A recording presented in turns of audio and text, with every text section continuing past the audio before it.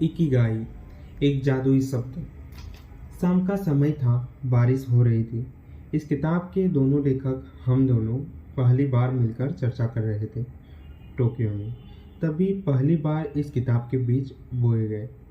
इससे पहले कई बार हम दोनों ने एक दूसरे की किताबों को पढ़ा था, लेकिन यह पहले ही बार था जब हम एक दूसरे से मिल रहे थे। हम दोनों जापान की राजधानी से हजारों मील दूर रहते थे, लेकिन दोनों की पसंद का विषय एक ही था। शायद यही वजह थी कि हम उस रोज़ मिल रहे थे। उस मुलाकात की वजह से ही इस किताब का निर्माण हुआ। उस मुलाकात के तकरीबन एक साल बाद हम दोनों दोबारा मिले।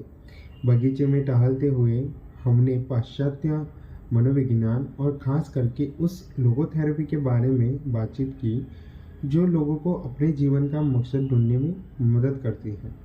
हमारी बातचीत में एक बात उभर कर आई कि आजकल के मनोचिकित्सक विक्टर फ्रांकल की बताई हुई लोगोथेरेपी का इस्तेमाल कम करते हैं।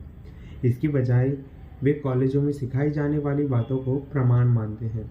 लेकिन आज भी लोग अपने जीवन का सही मकसद जानने में नाकामयाब होते रहते हैं।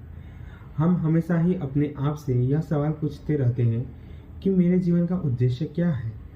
क्या ज़्यादा से ज़्यादा साल जिंदा रहना ही जीवन का लक्ष्य है, या इससे भी बड़ा और इससे अलग कोई और उद्देश्य है?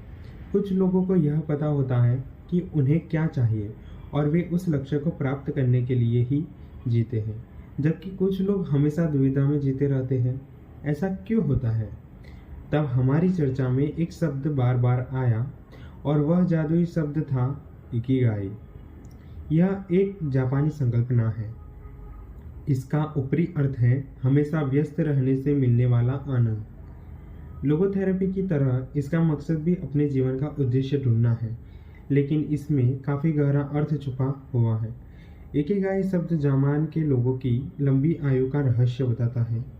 ओकिनावा जैसे शहर में रहने वाले लोगों का आयुर्मान काफ़ी ज़्यादा होता है।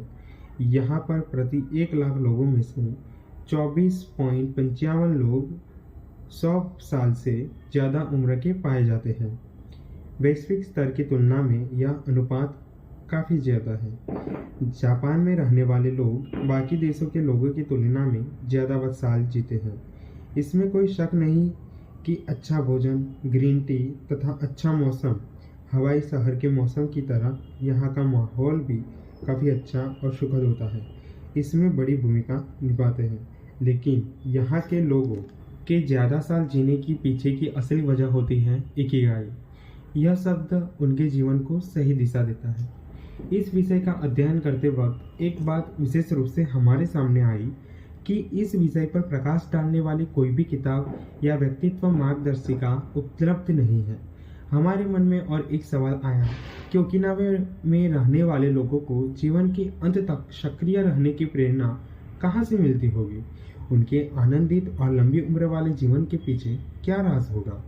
हमने इस बात की और गहराई से खोज की तो हमें दक्षिणी जापान स्थित ओगिमी नामक एक छोटे से गांव के बारे में पता चला।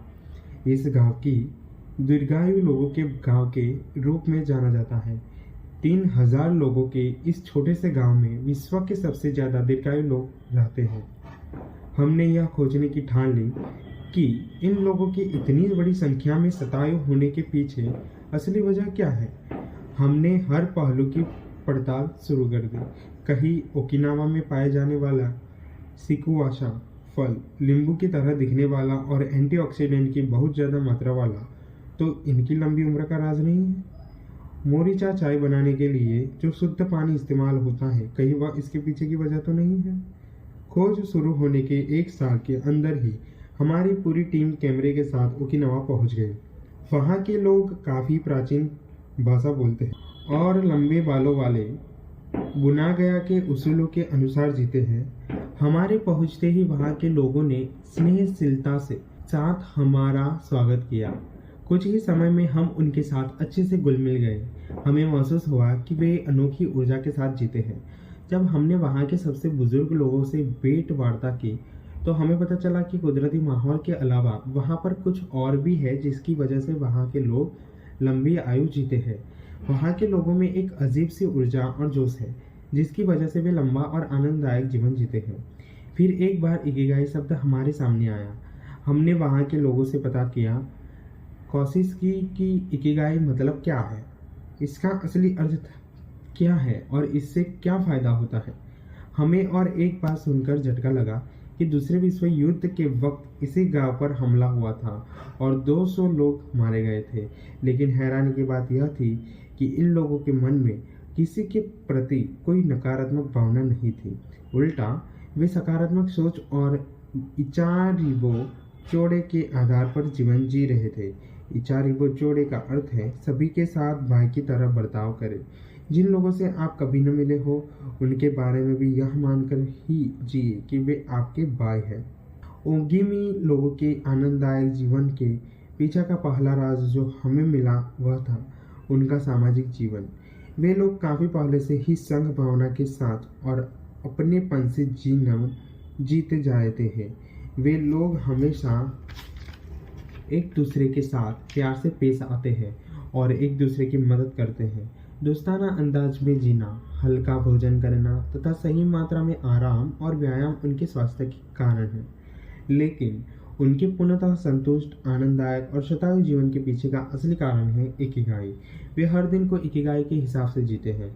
इन लोगों के शतायु जीवन का राज आपके सामने उजागर करना और साथ ही आपको अपना इकिगाई ढूंढने में मदद करना ही इस किताब का मूल मकसद है। क्योंकि जिन जिन लोगों को इकिगाई मिला है वो लोग आनंददायक, संतुष्ट और दीर्घायु जीवन जी रहे हैं। आपकी इस यात्रा के लिए आप सभी को दिल से शुभकामनाएं। हेक्टर गार्सिया और फ्रांसिस मिरेलस।